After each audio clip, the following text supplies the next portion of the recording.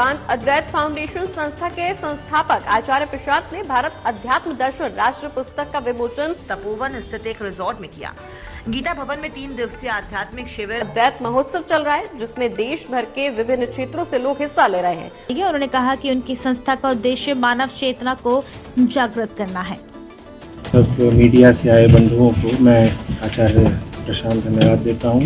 अद्वैत महोत्सव 3 दिन का अवसर है। 3 दिनों तक हम एक अभिनव प्रयोग कर रहे हैं, जिसमें हम साफ साफ सबको, सैकड़ों की यहाँ पर भीड़ इकट्ठा होगी, हम सबको ये सिद्ध करके दिखाएंगे कि व्यक्ति को अगर सही परिस्थितियाँ मिले, अनुकूल ज्ञान मिले, ऊंची शिक्षा मिले, तो दूसरा ही हो सकता है इंसान।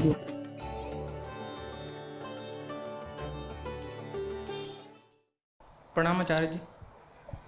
आचार्य जी, मेरा एक प्रश्न है गीता से रिलेटेड। कृष्ण जो हैं, श्री कृष्ण, वो अर्जुन को बोल रहे हैं कि धर्म की स्थापना करो, और बल दे रहे हैं कि कर्म करो, पीछे मत हटो, कर्म करो और धर्म की स्थापना करो। लेकिन जो टीवी पर जो भागवत सुनाते हैं, भागवत कथा से सुनाते हैं, उनकी शुरुआत होती है कहानी से, जो राजा परीक्षित और एक तक्षक सांप की कहानी से शुरू करते हैं कि परीक्षित को बता दिया जाता है कि वो मरने वाला है किसी सांप के काटने से, जिसका नाम तक्षक है। तो वो इधर उधर भाग रहा है परीक्षित कि मैं मरने वाला हूँ, मुझे बचाने के लिए कोई चाहिए, कोई दवा दे दो, कुछ दे दो, सांप का वो तोड़ दे दो। लेकिन उसको मिलता नहीं है, तो वो अंत में ऋषि के पास जाता है। तो ऋषि फिर एक तरह से, मुझे ऐसा लगता है कि तरस खा के उसको दे दिया कि चलो तुम्हें गीता सुना देते हैं, तुम्हारा डर कम हो जाएगा, जो तुम्हें मरने से डर लग रहा है वो डर तुम्हारा कम हो जाएगा।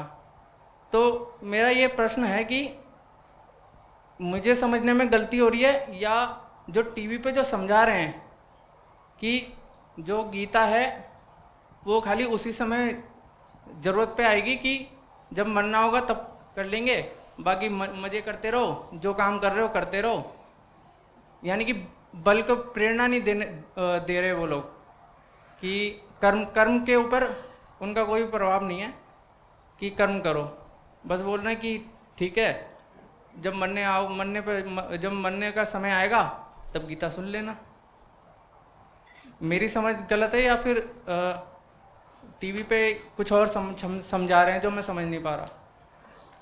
टीवी के किस कार्यक्रम की आप बात कर रहे हैं, मैंने देखा नहीं है।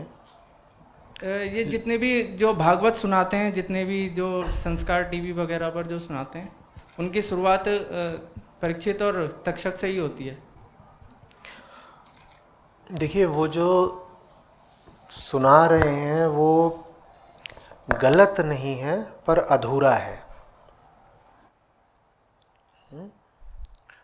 अधूरा ऐसे है कि अगर वो वही बताते हैं जो आपने कहा, तो वो शायद ये संदेश दे रहे हैं कि जब तुम्हें मरने का डर लगेगा या मौत सामने खड़ी होगी, तो उस वक्त गीता तुम्हारे काम आएगी, यही संदेश देते हैं।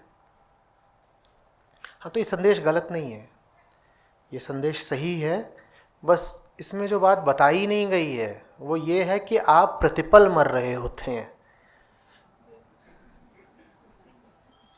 ये बात बिल्कुल ठीक है कि मौत की घड़ी में गीता काम आती है, लेकिन शायद उन्होंने आपको इस तरह से बताया है कि मौत की घड़ी 80 साल की उम्र में आती है, कि जब आप 80-90 के हो जाओगे तब मरोगे, तब गीता काम आएगी।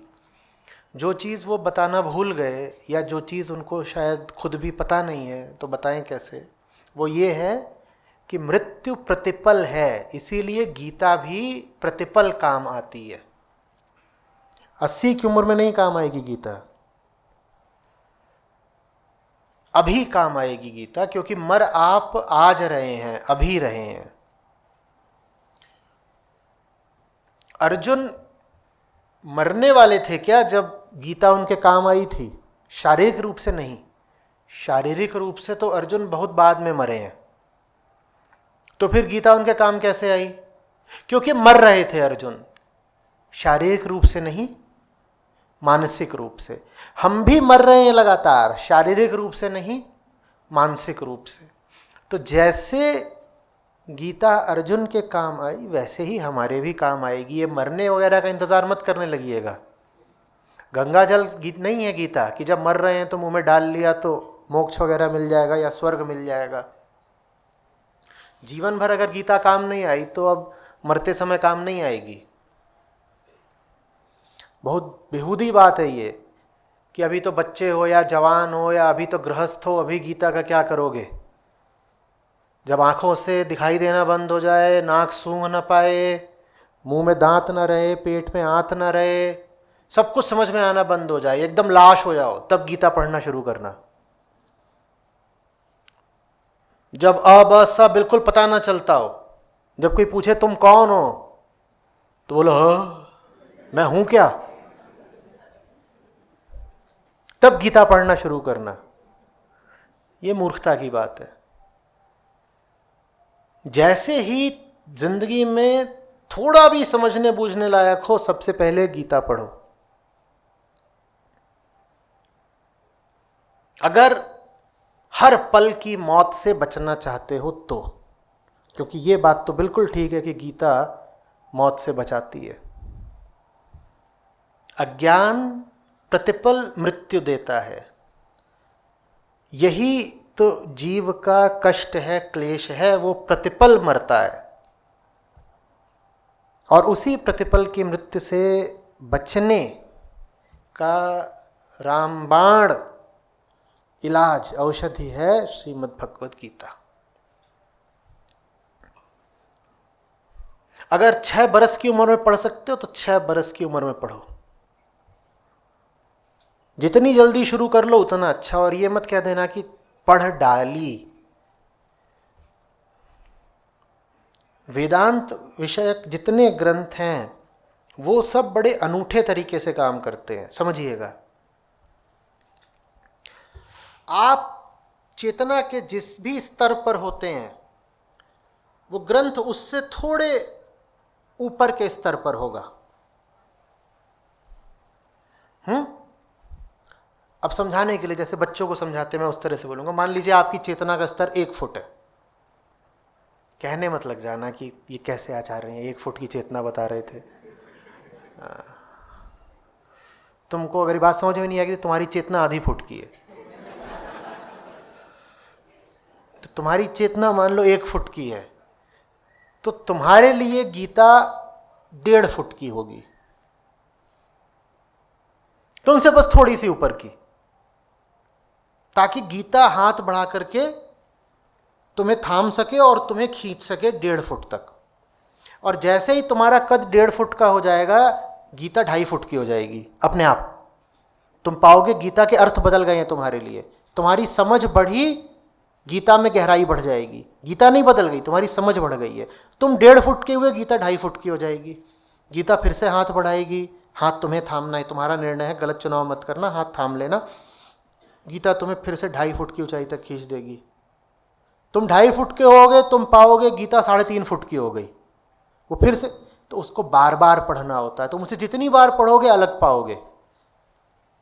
वो कोई आम पुस्तक या नॉवेल वगैरह नहीं है। लोग कहते हैं ना जी साहब हमने भी जवानी में गीता पढ़ी थी, ये सब क्या, हम भी पढ़ चुके हैं। इसका मतलब है आपने एक बार भी नहीं पढ़ी। जो लोग कहते हैं हम भी पढ़ चुके हैं, नहीं नहीं ये सब हम भी जानते हैं, अद्वैत वगैरह हमें पता है। मुंह देखो, पता है। रोज पढ़नी होती है और रोज नए और ऊंचे उससे अर्थ निकलते हैं।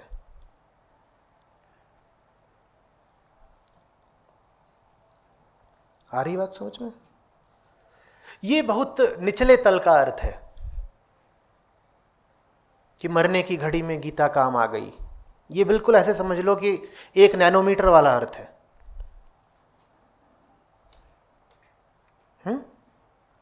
मैंने कहा गलत नहीं है ये अर्थ भी, लेकिन बहुत क्षुद्र अर्थ है ये। धीरे धीरे अर्थ उठते जाते हैं, उठते जाते हैं। एक बात पक्की है, आपकी ऊंचाई कितनी भी हो जाए, आप पाएंगे गीता आपसे 1 फुट ऊपर की है, हमेशा काम आनी है। कोई दिन ऐसा नहीं होगा आप कह सकें कि गीता के समतुल्य हो गया या मैं गीता से ऊंचा ही हो गया, ये कभी नहीं होने वाला। नहीं हो सकता माने नहीं हो सकता। वजह है इसकी, वहां पर वस्तुनिष्ठ ज्ञान नहीं है।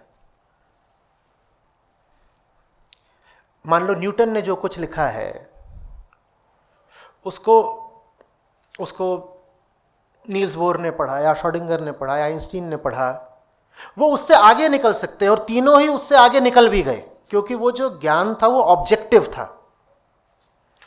ऑब्जेक्टिव नॉलेज को 100% समझा भी जा सकता है और उससे आगे भी निकला जा सकता है। न्यूटन की बात से आगे की बात कर दी आगे के वैज्ञानिकों ने। बात समझ रहे हो?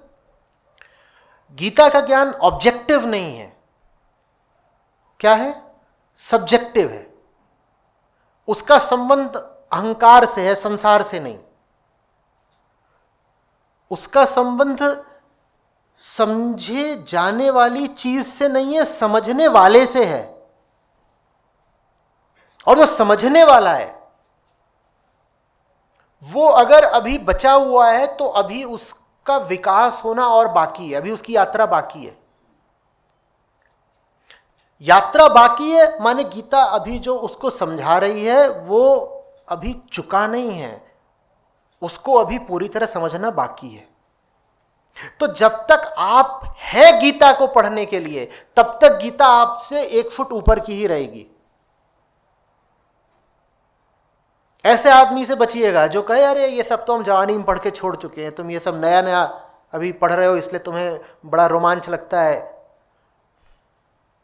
तुम्हारे ताऊ जी तो ये सब कब का छोड़ चुके, आगे निकल आए, आगे निकल आए, उपनिषदों से आगे आ गए हम। मिले हैं ना ऐसे लोग? हाँ ये सब तो हम भी जानते हैं। ये आदमी बहुत खतरनाक है। ये आदमी उस आदमी से भी ज्यादा खतरनाक है जिसने कभी गीता छुई ही नहीं। जिसने छुई नहीं, वहां तो शायद ये संभव है कि वो आदमी संयोग का मारा हो, उसे गीता का पता ही ना हो तो कैसे छूता। लेकिन जिस आदमी ने छू के छोड़ दी, ये आदमी राक्षस वृत्ति का है। इसको तो पता चला था कि वो क्या चीज है, ये फिर भी छोड़ आया और कहता है मैं तो पढ़ के छोड़ चुका हूं, आगे निकल आया। नहीं, बहुत कम ऐसे ग्रंथ होते हैं जो अपने आप को परत दर परत उद्घाटित करते हैं। गीता उनमें से है। नए व्यक्ति के लिए गीता का एक अर्थ होगा, थोड़ा विकसित साधक के लिए गीता का दूसरा अर्थ होगा। आप और ज्यादा आगे बढ़ेंगे, आप उसमें और अनूठे अर्थ पाएंगे।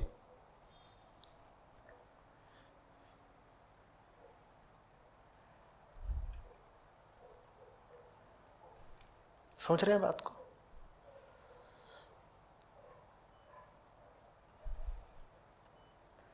कभी धारणा मत बना लेना कि एक बार देखी थी, कुछ खास तो लगी नहीं।